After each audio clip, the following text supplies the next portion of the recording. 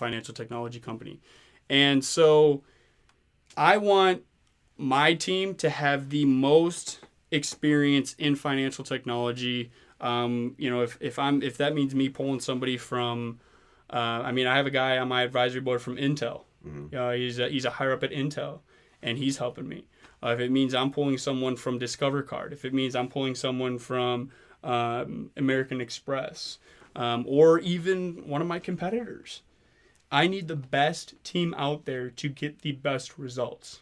Yeah. And so I need knowledgeable guys. And with financial technology, it really has to do with those technology guys, those engineers. Those are the guys that I need. Those are the guys with the most resources that I want on my team, with years of experience. And that's what investors look for too.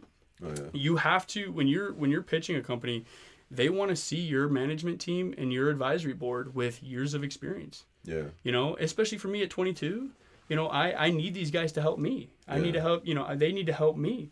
And so, again, that just speaks, more on behalf of the management team that I expect and that I want. And that's, so hopefully that answers your question, Damon. It was a great question. It's a question that oftentimes comes up of what what I expect on my team.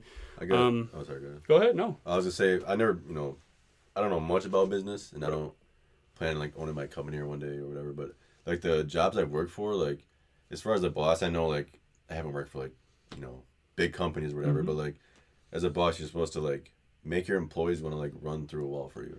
Exactly. Or a coach or something like that, because, I've had, bosses or coaches who are just kind of nonchalant, and it's if I'm working there 40+ hours a week, right. or I'm going to go into practice after school, I need to, be competitive, and I need to, not be so drained, and, I'm not saying you have to hold my hand and call me pretty, but, right. Just be hey, you did good job today, Sam. Hey, what'd you do yesterday? It's And remember that $1 billion company I was telling you about back in Wisconsin? That CEO, nicest guy ever. Yeah.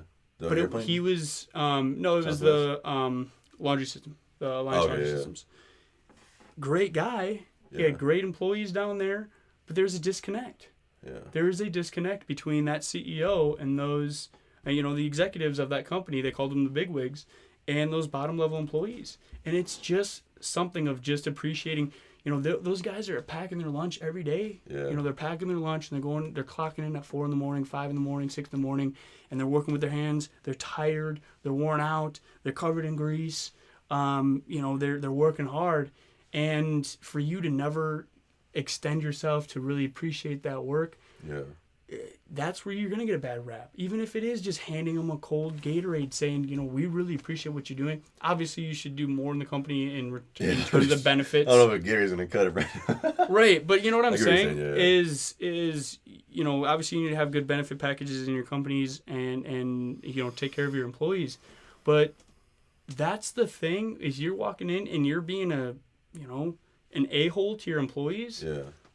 Why should they do that thing you need done? Yeah. They you don't care about them. And so that's kind of mid. You really find that in middle management. Yeah. Oftentimes that's where you could have a really, really bad manager, and they're rude to their employees. Right. They're rude. They don't listen to their employees. And that's when you really start getting angry, and you get high turnover. Your employee turnover is really, really high. And so, taking care of your employees, and again, it starts at ground zero. Those are your number one assets. I don't care who you are. Some people like to say your customer's your number one asset. Absolutely not. It's that bottom level employee, because they're the ones speaking to your customer.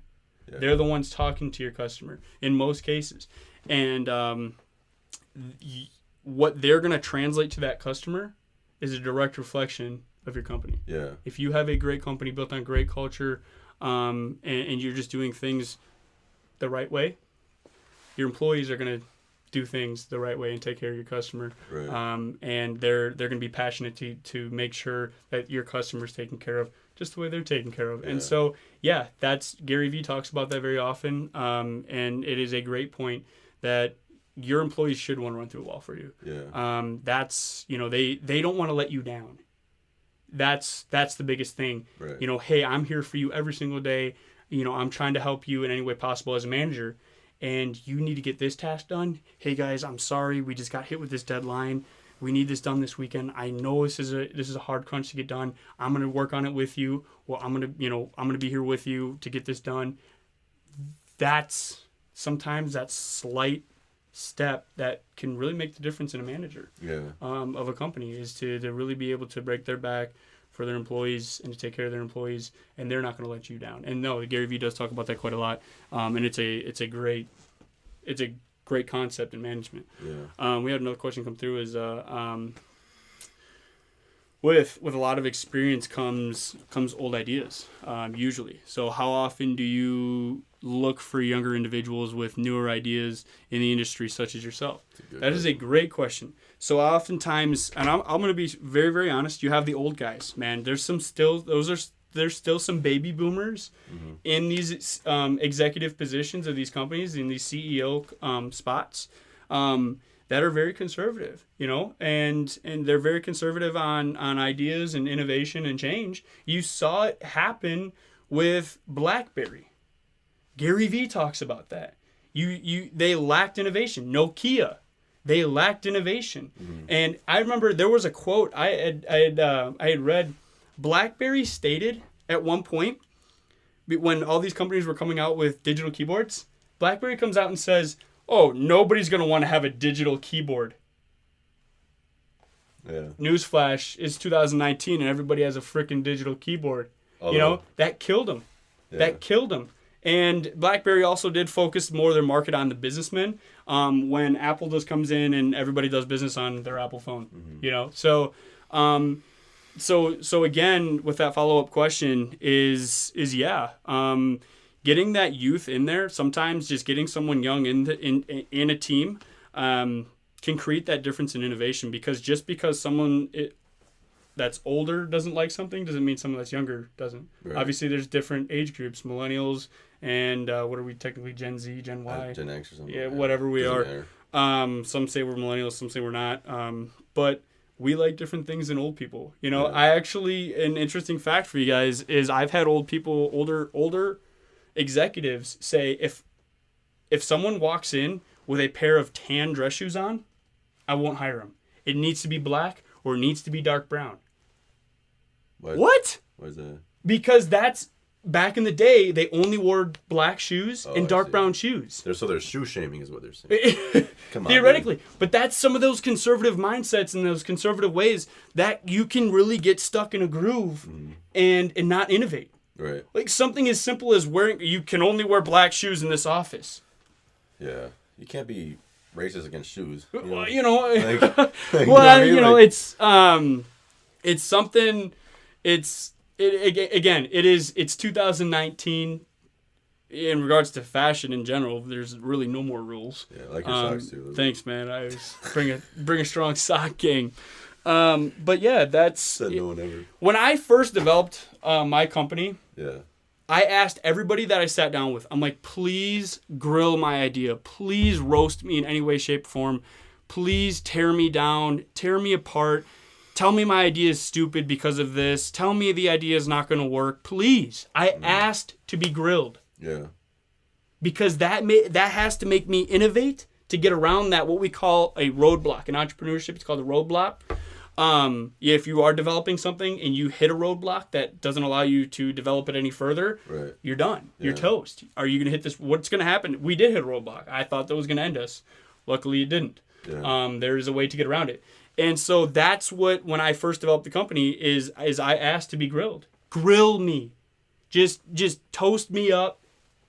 And it was a struggle for individuals to find, because I had responses. I'm like, well, we're going to do this if this happens. Mm-hmm. We're going to do this if that. And then if someone did something, I'd be like, shoot. I'm glad you didn't swear there.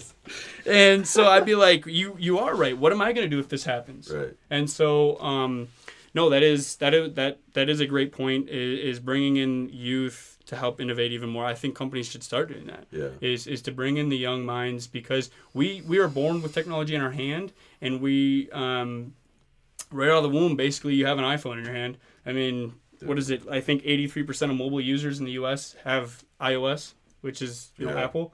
That's insane. Yeah. And so I think companies should start kind of humbling themselves, bringing those well-grounded and with those individuals in their company that are young with a good mindset in to these executive type meetings to help with that innovation, because the young minds tend to not be so stuck conservatively. I mean, even now, the U.S. is terrible when it comes to innovation, because we are what we call a late adopter.